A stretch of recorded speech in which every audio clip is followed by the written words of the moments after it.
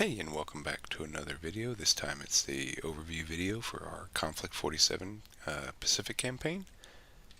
So the background, um, basically we're just fighting over a made-up island. Um, the Germans are in force in the Pacific, part of an expeditionary force.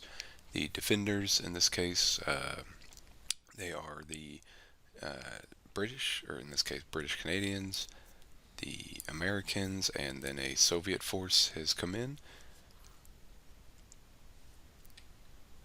It'll be a 4-game campaign. I've pulled the missions from the bolt action books Empire in Flames and Campaign New Guinea. I think mostly the Campaign New Guinea. It will be a attacker defender setup again with the use of battle assets.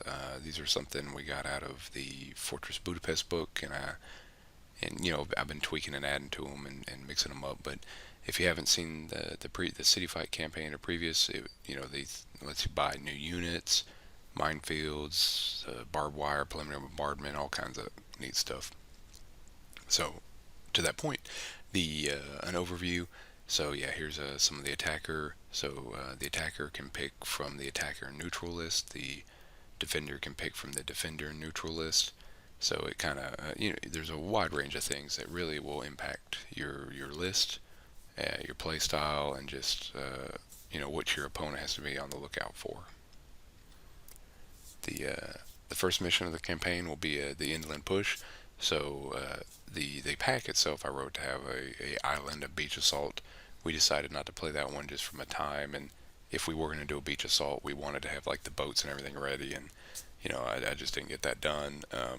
So we started with the game 2 of the pack, but the inland push. So, and this one's pretty neat. So you have the defender get they start with a functional bunker they can place anywhere, and then the idea is there is another bunker or fortified position that the bombardment from the assault has destroyed, but the tunnels between the tunnel network in place is still there and valid. So the defender can, if they so choose, pop units out during the assault.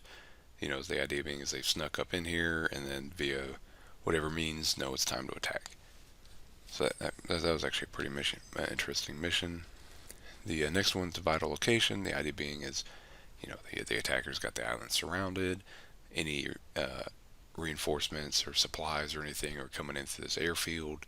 So the attacker wants to capture it, so to stop the defenders' help, and also just to start being able to use it for their resupply and attacks.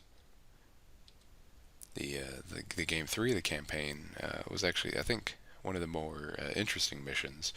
In if nothing else, the attacker and defender are swapped for the campaign in this case, so that the defenders of the campaign are actually the attackers in this mission, and the idea is, so the attacking force of the campaign is, they're gearing up for this final assault on the HQ or whatever vital, the resistance spot, and this is a force coming in, and the idea being is the defenders of the campaign are trying to neutralize a force coming into support.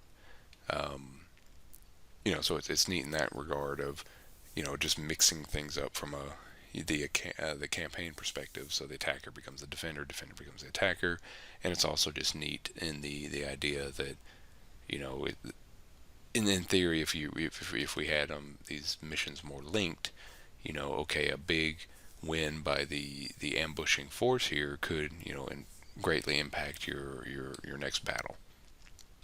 And then to that point, the final assault. So defenders are set up. This is their last stronghold or something, and the attackers are just coming to wipe them out. This one, they have a pretty sizable point advantage, but they also need to build a sizable victory points amount. So that will be an interesting. How do you balance that? They do get a lot.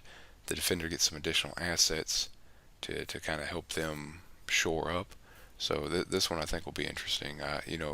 with these campaign books and stuff, I'm trying to read over them and look and pick the best ones and get ones that are interesting, but you don't want to just play something with it being a foregone conclusion. So I'm really, after we play this a couple times, the 3 or so games that we get out of this for the play group, I'll be really interested to see what everybody thinks about this mission and some of the others, and then obviously we'll make whatever updates and everything.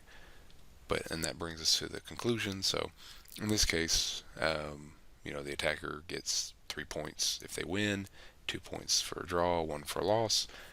We total them up for the side, and it gives us a win, loss, or draw from a campaign. But again, this is really us just getting together, playing some games and stuff, mixing it up a little bit. So, but it is nice to kind of see how different sides do. But anyway, that's quick little snapshot, and obviously, if you have any interest in the campaign or the missions or the packs, just shoot me a message or something, and I'll get it over to you.